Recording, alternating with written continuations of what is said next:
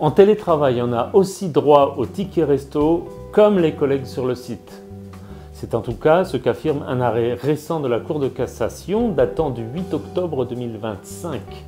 Cette question n'était pas précisément tranchée jusqu'ici et c'est donc une grande victoire pour les salariés qui sont concernés par le télétravail. Cette décision me donne l'occasion de revenir sur un sujet très important pour les CSE, les règles d'attribution des tickets resto. Ça va vous intéresser. En particulier si vous êtes élu de CSE car vous êtes directement concerné par ces règles.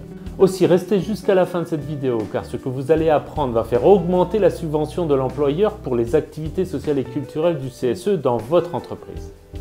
Je vais d'abord vous expliquer rapidement pourquoi les télétravailleurs ont droit au ticket resto, puis j'expliquerai comment récupérer les subventions supplémentaires pour vos activités sociales et culturelles grâce au ticket resto.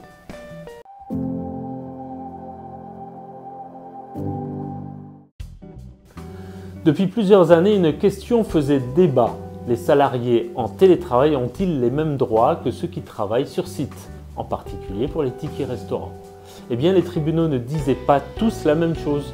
À Paris, un jugement de 2021 disait « Oui, le télétravailleur doit recevoir des tickets restaurants pour chaque jour travaillé avec une pause repas ». Mais à Nanterre, le tribunal avait jugé non, estimant qu'un salarié à la maison n'a pas les mêmes frais de restauration qu'un salarié sur site. Bref, un vrai casse-tête juridique, jusqu'à aujourd'hui. En effet, la Cour de cassation vient de mettre fin au débat. Elle affirme clairement « L'employeur ne peut refuser les titres restaurants au seul motif que le salarié est en télétravail ». Autrement dit, si vous travaillez à distance, mais que votre horaire comprend un temps de repas, et si vos collègues sur site ont droit au ticket resto, vous avez droit à votre titre restaurant pour les journées de travail en télétravail. Peu importe que vous soyez au bureau, à la maison ou même en coworking. La Cour ne sort pas cette décision de nulle part. Elle s'appuie sur 3 articles clés du Code du travail. L'article L 1222-9, il dit que le télétravailleur a les mêmes droits que le salarié sur site. L'article L 3262-1, il définit le titre restaurant comme un moyen de paiement pour un repas pris pendant la journée de travail. L'article R 3262-7, il précise qu'un salarié reçoit un titre restaurant par repas compris dans son horaire journalier. Donc tant qu'il y aura un repas dans votre journée de télétravail, vous êtes éligible, pas besoin d'être dans les locaux de l'entreprise. Cette décision vient d'un cas concret.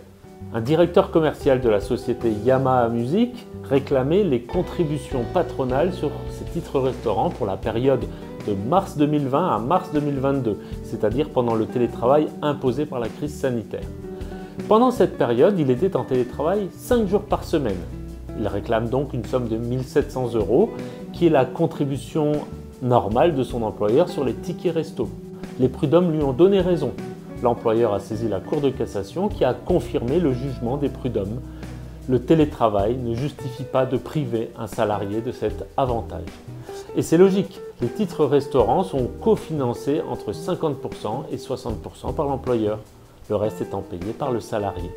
Ce n'est donc pas un cadeau, mais un droit socialement encadré. Cette position rejoint ce que disaient déjà le ministère du Travail, l'URSSAF et même le bulletin officiel de la Sécurité sociale, le fameux BOSS. Tous rappelaient que les télétravailleurs doivent bénéficier des mêmes droits et avantages que les autres, y compris les titres restaurants, tant que leurs conditions de travail sont équivalentes. N'oubliez pas de mettre un pouce bleu et de vous abonner à cette chaîne et même de partager cette vidéo pour informer vos collègues. C'est très important pour que cette chaîne soit mieux connue et que plus de salariés connaissent mieux leurs droits. En résumé, la Cour de cassation vient donc de clarifier définitivement la situation. Télétravail ou non, si vos collègues ont des titres restaurants, vous aussi vous y avez droit. Un employeur ne peut plus refuser cet avantage sous prétexte que vous travaillez à distance. Et attention, le CSE ou les syndicats ne peuvent pas réclamer ces titres pour vous. Chaque salarié doit faire valoir ses propres droits devant les prud'hommes s'il y a litige. Alors si votre employeur refuse les titres restaurants parce que vous êtes en télétravail, vous savez désormais quoi répondre. Je vais commencer par un exemple concret. qui n'est pas directement lié au ticket resto, mais vous allez très vite comprendre le lien. Je fais de l'expertise dans un CSE d'une petite entreprise de un peu moins de 200 salariés depuis l'année dernière. En discutant avec les élus, j'apprends que l'employeur avait l'habitude de distribuer des colis alimentaires à Noël aux salariés pour une valeur de 90 € par colis. L'année dernière, il a décidé de baisser la valeur du colis à 40 €, soit 50 € de moins par salarié. J'ai alors informé les élus que l'employeur n'avait pas le droit de baisser ce montant dès lors que la distribution de colis alimentaires, c'était une ASC et qu'il n'avait d'ailleurs pas le droit de distribuer ce genre de colis sans l'accord du CSE, puisque le CSE a l'exclusivité dans l'entreprise des activités sociales et culturelles. Les élus ignoraient cette règle. Leur avocat a d'ailleurs confirmé intégralement ce que je leur avais affirmé. Désormais, ils vont entamer une démarche pour récupérer cet argent dans leur subvention aux ASC, pour l'utiliser de manière plus conforme aux besoins des salariés. Les salariés n'ont pas forcément besoin de colis alimentaires, ils préfèrent peut-être autre chose, et c'est au CSE d'en décider, pas à l'employeur. Vous voyez, c'est à ce genre de choses que sert cette chaîne YouTube, Mon CSE et moi. Diffusez plus largement la connaissance des droits des salariés, des CSE et des syndicats pour que vous soyez en mesure de faire mieux respecter vos droits lorsqu'ils ne sont pas respectés. Alors pour m'aider à faire ce travail plus efficacement, abonnez-vous, mettez un pouce bleu et partagez cette vidéo. Revenons au ticket resto. J'ai déjà eu l'occasion d'en parler dans une vidéo. Ici, là en haut, vous avez le lien et le lien se trouve aussi en description de la vidéo.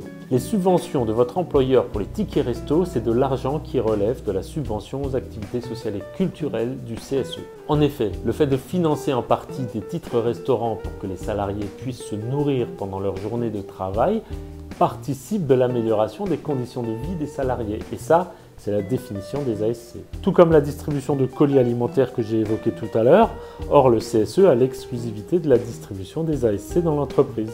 L'employeur ne peut pas lui faire concurrence en quelque sorte, en distribuant ses propres ASC. Sauf que le CSE en est d'accord, bien sûr. Or les employeurs ont pris l'habitude d'organiser la restauration des salariés, ainsi que la distribution des tickets resto.